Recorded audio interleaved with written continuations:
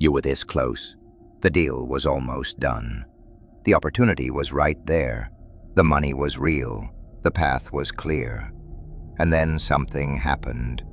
You hesitated. You picked a fight. You disappeared. You found a reason it wouldn't work. You convinced yourself you weren't ready. And the moment passed. This isn't bad luck. This isn't circumstance. This is your mind executing a program it was given a long time ago. And it runs perfectly every single time you get close to crossing a line you were never supposed to cross. This is the dark psychology of financial self-sabotage. And by the end of this video, you'll never be able to unsee it. Every person walking the earth has an internal thermostat for success. Psychologist Gay Hendricks called it the upper limit problem. The idea is simple but brutal. Your nervous system has a set point for how much good, how much money, success, love, and power it believes you are allowed to have. The moment you approach that ceiling, your system triggers a self-correction. Not because you're weak, because your brain is doing exactly what it was trained to do. Think of it like a home thermostat. If the room gets too cold, the heat kicks on. If it gets too warm, the AC runs. The temperature always returns to the set point. Your psychology works the same way with wealth. The second your financial reality approaches a number that exceeds your internal set point, the system activates. And it doesn't activate with alarm bells. It activates through you. Through your choices, your moods, your decisions, your sudden inexplicable urge to burn everything down, right when things are going well. This is why people blow windfalls. Lottery winners who are broke in 5 years. Athletes who earn hundreds of millions and die in debt. Entrepreneurs who build something extraordinary, then quietly destroy it. The money exceeded their set point. The thermostat corrected. But where does the set point come from? It doesn't come from logic. It doesn't come from your ambitions, or your goals, or what you tell yourself you want. It comes from something far older and far deeper. The environment you were formed in. The financial atmosphere of your childhood home. The conversations about money you absorbed before you had the language to question them. The emotional associations your nervous system built around wealth before you were old enough to choose differently. If you grew up in a house where money meant tension, where more money meant more fights, more pressure, more instability, your nervous system didn't file money under safety. It filed it under danger. And your brain, whose entire operating mandate is to keep you alive and out of danger, will protect you from that danger every single time. Even if that danger is a 7-figure bank account. The cruel irony of the upper limit is that it disguises itself as rationality. When it activates, you don't feel irrational. You feel justified. The hesitation feels like wisdom. The self-doubt feels like realism. The retreat feels like strategy. You construct entire logical frameworks to explain why now isn't the right time, why this particular opportunity has a flaw, why you need just a little more preparation before you're truly ready. The mind is a brilliant defense attorney. It will always build you a case. There is a phenomenon that almost no one talks about in personal finance content, and it is one of the most powerful forces keeping people financially stuck. It's called class loyalty. Human beings are tribal animals. For the vast majority of our evolutionary history, being cast out of the tribe meant death. Belonging wasn't a preference, it was a survival mechanism. And that mechanism is still running in your nervous system right now, in the 21st century, dressed up in modern clothing. When you begin to accumulate real wealth, when your financial reality starts to diverge significantly from the people you grew up with, the people you love, the people who formed your identity, your nervous system reads that divergence as a threat. Not a financial threat, an existential one. Because wealth doesn't just change your bank account, it changes you. It changes what you can do, where you go, what you talk about, what you worry about, what you expect from life. And as those things change, a gap opens between you and the people from your origin group. A gap that your nervous system experiences as terrifying isolation. So the system does what it always does. It self-corrects. It finds ways to close the gap, to bring your reality back into alignment with the tribe.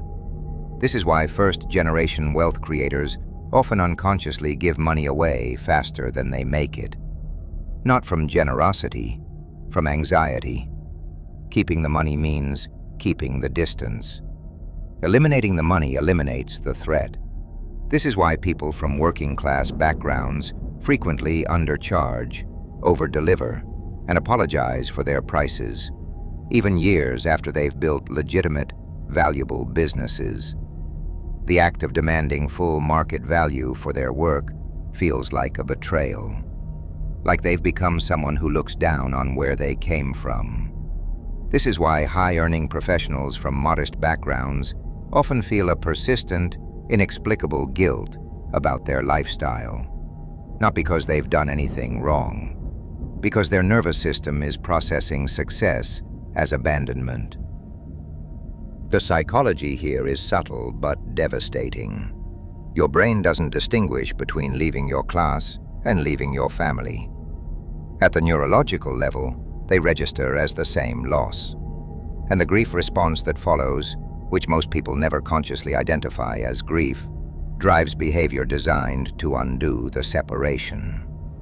Spending everything, staying in situations beneath your capability, refusing opportunities that would widen the gap further, finding reasons why the people above you are corrupt, fraudulent, or lucky, because maintaining that belief keeps you psychologically justified in staying where you are.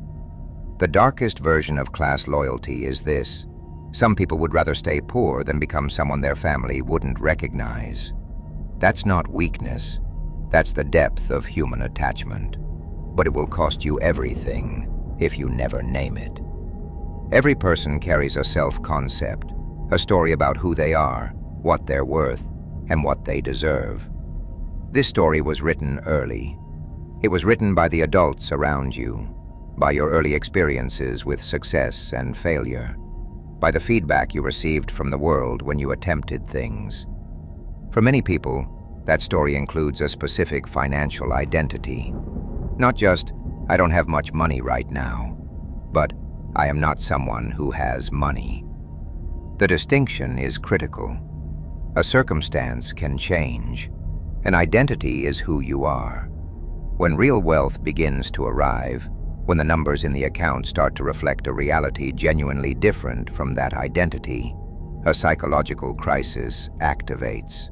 Not because the money is bad, because the money is incompatible with the story.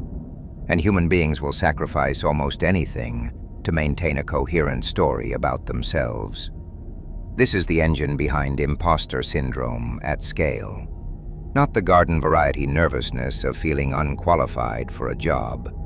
The deep, structural conviction that the wealth you're accumulating is somehow fraudulent, that it happened by mistake, that it will be taken away, that you don't actually deserve to keep it. And the behavior that follows from that conviction is not passive. It is actively destructive. People in this psychological state make decisions, unconsciously, strategically, brilliantly, designed to confirm their identity. They take risks they don't need to take. They trust people they know they shouldn't trust. They neglect the financial management that would protect what they've built. They invite the loss that their identity predicts. Because being right about yourself, even if what you're right about is your own unworthiness, is neurologically rewarding. The brain releases a satisfaction signal when its predictions are confirmed, including predictions about failure. There's a clinical term for this: identity protective cognition. The brain filters information, distorts perception, and directs behavior in ways that protect the coherence of the self-concept, regardless of whether that self-concept is accurate or beneficial. For someone whose identity is built around financial struggle, success is not just unfamiliar, it is threatening. It requires a complete reconstruction of the self, of who you are, what you believe, how you see your past, what your future means.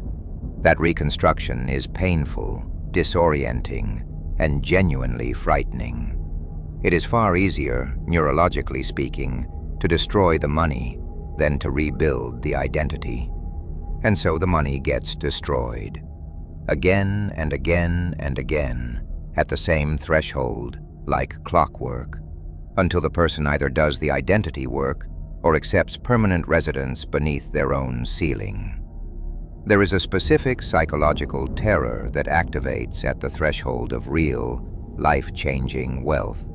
A terror that almost never gets discussed because it sounds irrational when you say it out loud. It is the fear of commitment. Not commitment to a person or a relationship. Commitment to a life. To a version of yourself that, once realized, cannot be undone. Poverty, and this is a deeply uncomfortable truth, offers a particular kind of freedom. When you have nothing, every future is still theoretically possible.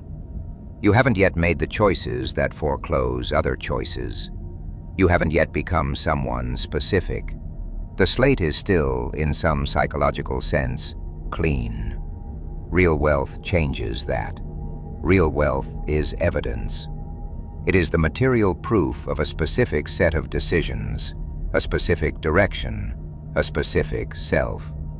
And with that proof comes a kind of finality that the psyche experiences as suffocating.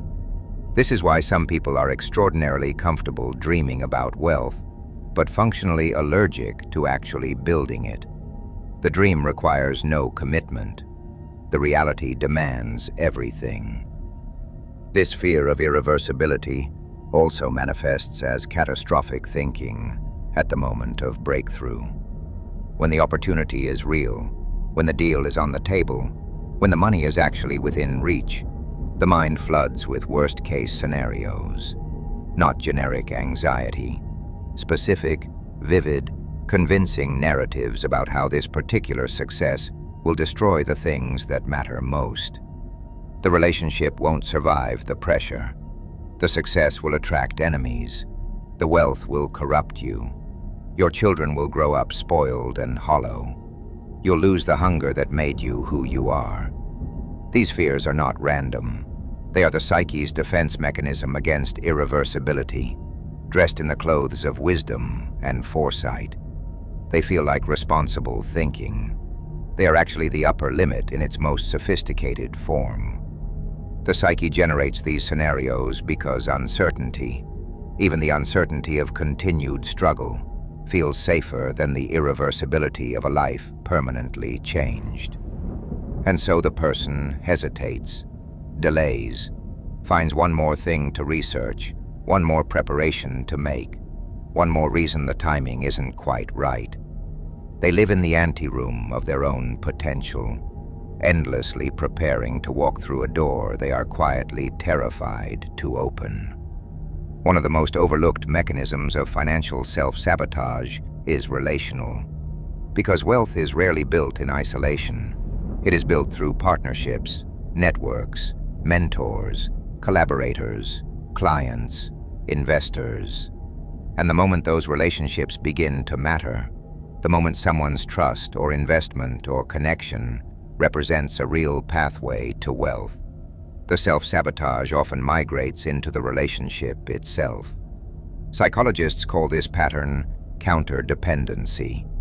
The person who, the moment a relationship becomes genuinely important to their success, begins behaving in ways that damage or destroy it. Picking fights, withdrawing, becoming unreliable, testing the other person's commitment in ways designed, unconsciously, to fail the test. The logic, at the neurological level, is consistent with everything we've already covered. The relationship represents forward momentum, toward a wealth threshold that triggers the upper limit. Destroying the relationship eliminates the threat, but it does so in a way that externalizes the blame. The deal fell through because the partner was unreliable. The investment didn't materialize because the investor turned out to be difficult. The mentorship ended because the mentor was demanding. The narrative protects the self-concept. I'm not self-sabotaging. These things just keep happening to me, while the behavior continues its work beneath the surface. This pattern is particularly insidious because it recruits other people's real flaws into its architecture. The partner was genuinely imperfect. The investor did have unrealistic expectations. The mentor was demanding. These things are true. But the reason those imperfections became deal breakers, the reason the relationship couldn't survive them, is the psychological pressure being applied from the inside. People who have done genuine financial self-sabotage work will often look back at the relationships they destroyed at critical moments and see the pattern clearly for the first time. Not as victimhood, as authorship. They wrote those endings. They needed those endings. The wealth those relationships represented was too close to the ceiling. There is a specific character type that appears repeatedly in the psychology of financial self-sabotage. Call them the almost. The almost is always impressive. They have a remarkable track record of getting close. They've built things, launched things, attracted serious people and serious money and serious opportunities. They know the right language. They move in the right circles. They have the right story. But they never quite land. There's always a reason. Market timing. A partner who let them down. An investor who pulled out at the last minute. An idea that was ahead of its time. A circumstance that was genuinely, legitimately, undeniably not their fault. And there's always another attempt coming. The almost is never defeated. They're perpetually building toward the next thing. The energy is real. The ambition is real. The intelligence is real. The ceiling is real, too. The performance of almost is one of the most psychologically sophisticated responses to the upper limit, because it captures almost all the identity rewards of success without requiring the psychological cost of actually crossing the threshold.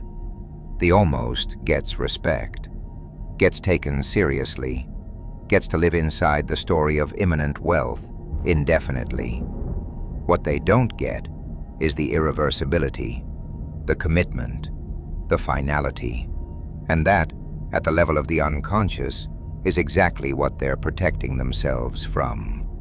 Recognizing yourself in the almost pattern is one of the most uncomfortable experiences this subject matter produces, because it reframes years, sometimes decades, of genuine effort as a form of unconscious avoidance. It requires looking at real obstacles and real setbacks and acknowledging that some portion of their power came from inside. That acknowledgement is where the pattern ends, but most people never make it. The story of almost is too seductive, too well constructed, too full of legitimate evidence to easily dismantle. Everything covered so far has been a diagnosis, now the mechanism. Breaking the self-sabotage pattern is not primarily a financial problem. It is an identity reconstruction project. An identity reconstruction is slow, non-linear, and deeply uncomfortable work. Anyone selling you a shortcut is selling you a relapse. The first and most critical move is identification, not in the abstract. I sometimes self-sabotage, but specific and behavioral. At what exact threshold does the pattern activate? What number? What opportunity? What type of relationship? What proximity to what specific outcome triggers the response? The more precisely you can map the terrain, the less power the unconscious has over it. The second move is to separate the feeling from the action. The upper limit will still fire. The anxiety, the doubt, the catastrophic thinking, the urge to retreat. These are neurological events.